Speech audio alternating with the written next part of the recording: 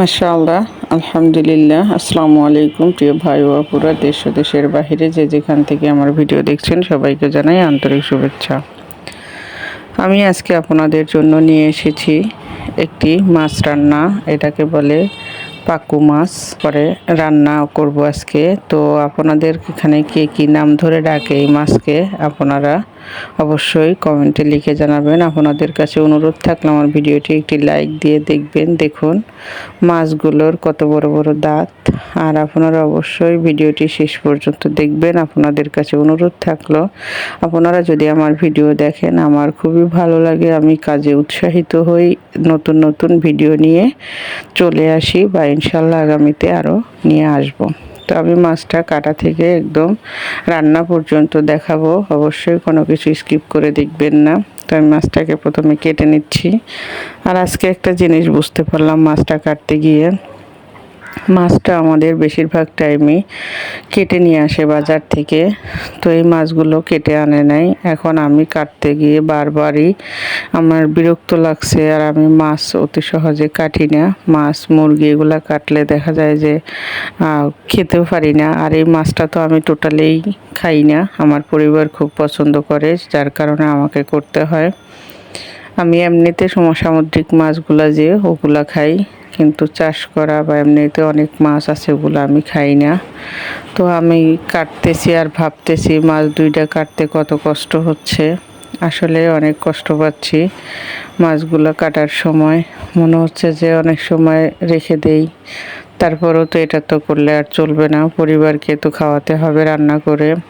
আর সব সময় তো নিজের কথা ভাবলেও চলে না, আর কখনো নিজের চিন্তা করিও না। চিন্তা করি যে সব সময় যেন পরিবার কোনটাতে ভালো থাকে। তো দেখুন আমি মাছটাকে এভাবে কেটে নিচ্ছি। আর মাছটা একটু বড় হওয়াতে মানে বটিতেও লাগতেছে। দেখুন মাছটাকে আমি এভাবেই করে নিয়েছি। আর আমি সব সময় এই মাছগুলোকে এত সুন্দর করে ধুই। তো এই মাছটার আমি এগুলা কেটে নেব, আগে নেওয়ার পরে ভালো করে জালি দিয়ে ঘষে পরিষ্কার করে নিয়ে আসবো বেসিং থেকে। এবং ওইটাতে ভিডিওটা দেখাতে পারবো না, কারণ আমি যেখানে ভিডিও করি আমার আশেপাশে কেউ নাই, আর স্ট্যান্ডও ওখানে বসানো যাচ্ছে না, যার কারণে তো সব ভিডিওতে আমরা দেখাতে পারি না। দেখালে অবশ্য ভালো হয়, আপনাদের জন্য ভালো, আমাদের জন্য ভালো। আসলে দেখাতে পারি না। তো দেখুন মাশাআল্লাহ আমি মাছগুলোকে সুন্দর করে ধুয়ে এভাবে পরিষ্কার করে নিয়ে এসেছি। আর পেটের নাড়িটাও বের করে নিয়ে এসেছি। আর আমি সবসময় মাছগুলোকে আগে একটা জালি, যেটাকে বলে হচ্ছে তার কাটা, ওইটাকে দিয়ে আগে ডলে নেই, কারণ আমার দেখতে ভালো লাগে। আর যদি কালে ভালো মনে না হয় তাহলে আমার আরও খারাপ লাগে। এই জন্য আমি সবসময় মাছগুলোকে আগে পরিষ্কার করে নিই। তো আমি দেখুন মাছগুলোকে আমি কেটে নিচ্ছি, বারবারই বলতেছি যে কেটে নিচ্ছি, কারণ একটা মাছ কাটতে অনেক কষ্ট হয়, অনেক সময় লাগছে আমার।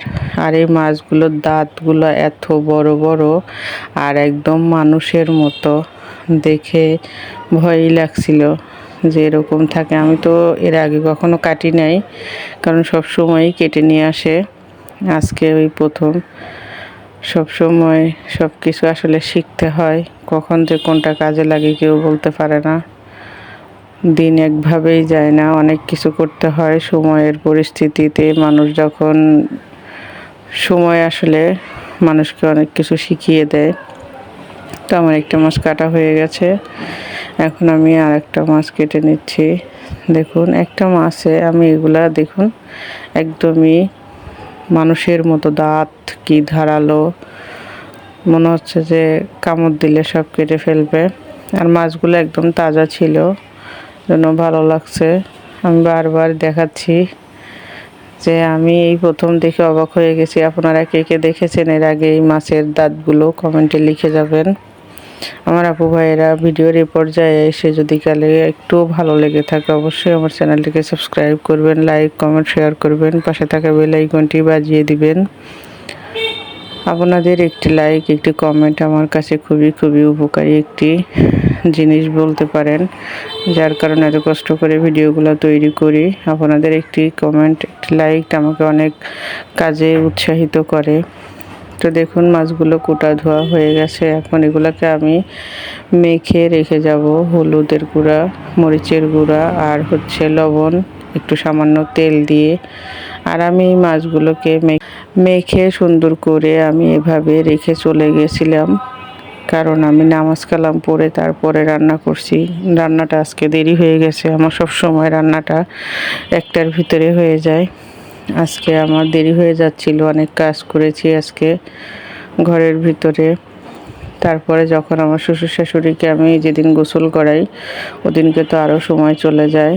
তো আমি মাছগুলোকে মেখে রেখে গিয়ে গোসল করিয়ে নিজেও গোসল করে নামাজ কালাম পড়ে তারপরে আমি রান্না করতে আসছি। তো রান্নাটা বসিয়ে দিলাম, মাছগুলোকে ভেজে দিচ্ছি। আর মাছটা আমি এমনভাবে রান্না করব যেন খুব দ্রুত হয়। এক চুলায় আমি দিয়ে দিব মশলাগুলো।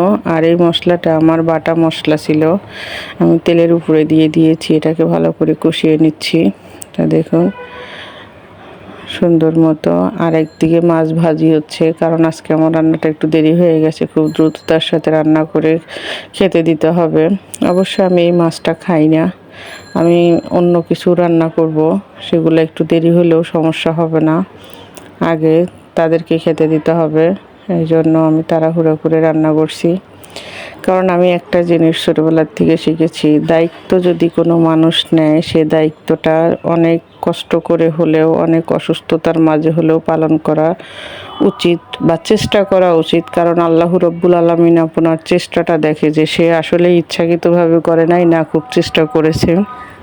তাই আমি নিজের থেকে কখনো কোনো কিছু ফুললি চেষ্টা করে থাকি, কোনো কিছু চেষ্টা না করে ফাঁকিবাজি করার চেষ্টা করি না আমি কখনোই। কারণ আমি একটা জিনিস বুঝি, আমাকে কেউ না দেখুক, আমার আল্লাহ আমাকে দেখে।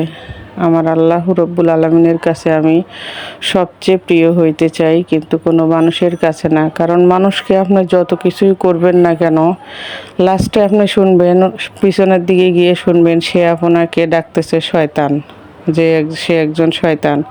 হয়তো বলবেন কথাটি কেন বলে, কারণ এই পৃথিবীতে মানুষ খুবই নির্মম, খুবই মানে একদমই অকৃতজ্ঞ লোক আছে, যারা হাজার কিছু করলেও 20 বছর ধরে করলেও আপনার কোনো নাম হবে না।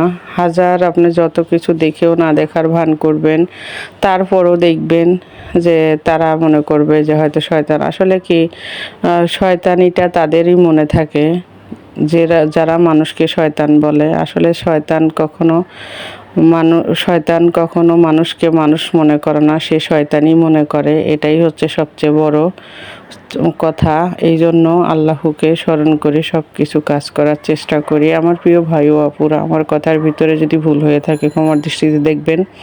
আপনাদের সাথে শেয়ার করি শুধু, আমরা যে একটা কিছু নিজেদের পরিবারে বা একজনের হলেই হবে এটা না, আসলে বাস্তবিক জীবন এরকমই। আমাদের সমাজে কিছু সুশীল মানুষ আছে, ঠিক তেমন পরিবারেও কিছু সুশীল মানুষ আছে, তারা সুন্দর করে বুঝিয়ে বলবে এটা তোমার জন্য ভালো হবে, অমুক তমুক, কিন্তু দেখবেন যে সে নিজেই ওই পথে হাঁটে না। তার অন্যজনেরটা ভালো লাগে, কিন্তু নিজেরটা যখন আসে নিজের ঘাড়ে তখন সেটা আর ভালো লাগে না। এই জন্য এই কথাগুলো আমি বললাম। আমার রান্নাটাও হয়ে যাচ্ছে। দায়িত্ব কর্তব্য সবার মাঝেই আছে, কেউ পালন করে, কেউ করে না, কেউ অবহেলা করে, কেউ অন্য ইচ্ছা মানে অনেক কিছু করতে চায়ও করতে পারে না, সেটা আলাদা কথা। সব কিছুই আমাদের চেষ্টা করে যেতে হবে, ইচ্ছার উপরে নির্ভর থাকতে হবে, যে হ্যাঁ আমি ইচ্ছা করব, ইনশাল্লাহ যদি কালে হয় তাহলে করব, কিন্তু এটাতে কখনো ফাঁকিবাজি করব না। কথাগুলো আমি সবসময় মাঝামাঝি বলে থাকি। আসলে আমি সমাজে অনেক কিছু দেখি, কারণ আমরা তো এই সমাজেই বসবাস করি, এমন একটা সমাজে বাস করি যেখানে না আছে সঠিক বিচার, না আছে সত্য মিথ্যা যাচাই, সব কিছুই এলোমেলো কেমন জানি। সব কিছুর ভিতরে কোথাও কোনো মানে ভরসা, নিশ্চয়তা, বিশ্বাস এগুলো এখন আর নেই। যা করতেও ইচ্ছে করে না মানুষের প্রতি। তো আমার কথাগুলো বলতে বলতে আমার রান্নাটা হয়ে যাচ্ছে। আমার অনেক আপু ভাইয়েরা আমার ভিডিওটি দেখেন, অবশ্যই কথাগুলোকে খারাপভাবে নেবেন না। সব সময় নিজের ভুলটাকে নিজেকে মানা শিখতে হবে, তাহলেই দেখবেন অন্যের ভুলটা নিজের চোখে পড়বে না। নিজের ভুলটাকে নিজে শুধরানোর চেষ্টা করলে তাহলেই হবে। আর ওই যে একটা কথা বললাম যে শয়তান, সে সবসময় শয়তানের চোখেই দেখবে, আর যে ভালো সে সব সময় খারাপ মানুষকেও ভালো চোখেই দেখবে, সেটা হচ্ছে তার ব্যাপার। আমার নবী রাসূল সাল্লাল্লাহু আলাইহি ওয়াসাল্লাম বলেছিলেন যে যে যেরকম মানুষ সে তো ওইভাবেই আমাকে দেখবে। কারণ আমি হাদিসটা বলতে পারলাম না, সময় একদমই শেষ হয়ে গেছে। তো যাক, কারণ যে যার দৃষ্টিতে দেখে সে সেই রকমই মনে করে। তো এতে আফসোস নাই, উপরওয়ালা একজন আছে, সে সব কিছু দেখবে, সঠিক বিচারটা করবে। সবাই ভালো থাকবেন, সুস্থ থাকবেন, এই কামনাই সব সময় করি। আমার প্রিয় ভাই বাপুরা, আমার ভিডিওটি একটি লাইক দিয়ে দেখবেন, আর আমার রান্নাটা কেমন হয়েছে ভিডিওটি দেখে একটি কমেন্ট করে যাবেন। পরবর্তীতে কী ধরনের ভিডিও দেখতে চান আমাকে একটু কমেন্ট করবেন। সবাই ভালো থাকবেন, আল্লাহ হাফেজ।